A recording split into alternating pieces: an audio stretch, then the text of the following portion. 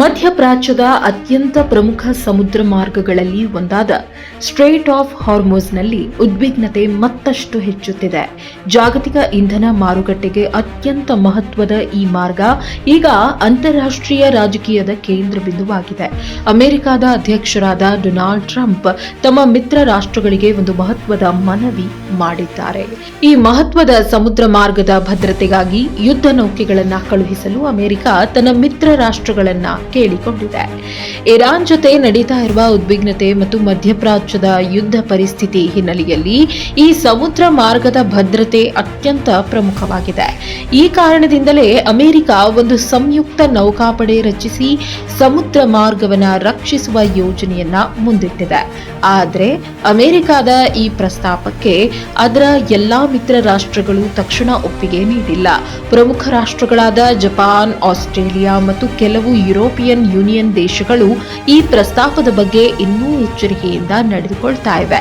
ಈ ದೇಶಗಳು ನೇರವಾಗಿ ಸೇನೆ ಕಳುಹಿಸುವ ಬಗ್ಗೆ ತೀರ್ಮಾನ ಕೈಗೊಳ್ಳಲು ಇನ್ನೂ ಹಿಂಜರಿಯುತ್ತಾ ಇವೆ. ಕಾರಣ ಏನಂದ್ರೆ ಈ ಪ್ರದೇಶದಲ್ಲಿ ಸೇನೆ ನಿಯೋಜಿಸುವುದು ಪರಿಸ್ಥಿತಿಯನ್ನ ಮತ್ತಷ್ಟು ಸಂಕೀರ್ಣಗೊಳಿಸುವ ಸಾಧ್ಯತೆ ಇದೆ ಎಂಬ ಆತಂಕ. ಇದರ ಮಧ್ಯೆ ಇರಾನ್ ಮತ್ತು ಅಮೆರಿಕ ನಡುವಿನ ಉದ್ವಿಗ್ನತೆ ಹೆಚ್ಚುತ್ತಾ ಇರುವುದು ಜಾಗತಿಕ ಸಮುದ್ರ ಸಾರಿಗೆ ಮೇಲೂ ಪರಿಣಾಮ ಬೀರುತ್ತಿದೆ.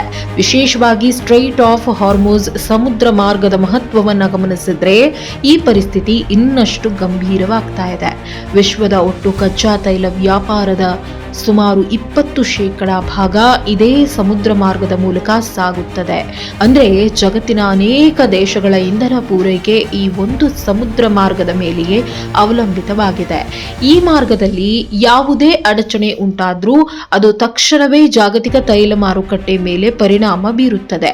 ಈಗಾಗಲೇ ಈ ಉದ್ವಿಗ್ನತೆ ಕಾರಣದಿಂದ ಅಂತಾರಾಷ್ಟ್ರೀಯ ಮಾರುಕಟ್ಟೆಯಲ್ಲಿ ತೈಲದ ಬೆಲೆ ಏರಿಕೆಯಾಗ್ತಾ ಇರೋದು ಗಮನಕ್ಕೆ ಬಂದಿದೆ. ತೈಲದ ಬೆಲೆ ಏರಿಕೆ ಕೇವಲ ಇಂಧನ ಮಾರುಕಟ್ಟೆಯನ್ನಷ್ಟೇ ಅಲ್ಲ, ಜಾಗತಿಕ ಆರ್ಥಿಕತೆಯ ಮೇಲೂ ಕೂಡ ದೊಡ್ಡ ಪರಿಣಾಮ ಬೀರುತ್ತದೆ. ಸಾರಿಗೆ ವೆಚ್ಚ, ಉತ್ಪಾದನಾ ವೆಚ್ಚ ಮತ್ತು ದೈನಂದಿನ ಬಳಕೆ ಅನೇಕ ವಸ್ತುಗಳ ಬೆಲೆಯೂ ಕೂಡ ಇದರ ಪರಿಣಾಮವಾಗಿ ಹೆಚ್ಚಾಗಬಹುದು. ಆದ್ದರಿಂದಲೇ ಈ ಪರಿಸ್ಥಿತಿಯನ್ನ ಜಗತ್ತಿನ ಅನೇಕ ದೇಶಗಳು ತುಂಬಾ ಗಮನದಿಂದ ನೋಡ್ತಾ ಇವೆ.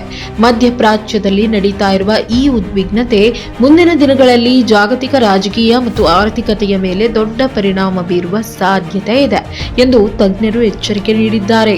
ಒಟ್ಟಾರೆ ನೋಡಿದ್ರೆ ಸ್ಟ್ರೈಟ್ ಆಫ್ ಹಾರ್ಮುಜ್ ನಲ್ಲಿ ಹೆಚ್ಚುತ್ತಾ ಇರುವ ಉದ್ವಿಗ್ನತೆ ಕೇವಲ ಒಂದು ಪ್ರಾದೇಶಿಕ ಸಮಸ್ಯೆ ಅಲ್ಲ, ಇದು ಜಾಗತಿಕ ಇಂಧನದ ಭದ್ರತೆ, ಸಮುದ್ರ ಸಾರಿಗೆ ಮತ್ತು ವಿಶ್ವ ಆರ್ಥಿಕತೆಗೆ ನೇರವಾಗಿ ಸಂಬಂಧಿಸಿದ ದೊಡ್ಡ ವಿಷಯವಾಗಿದೆ.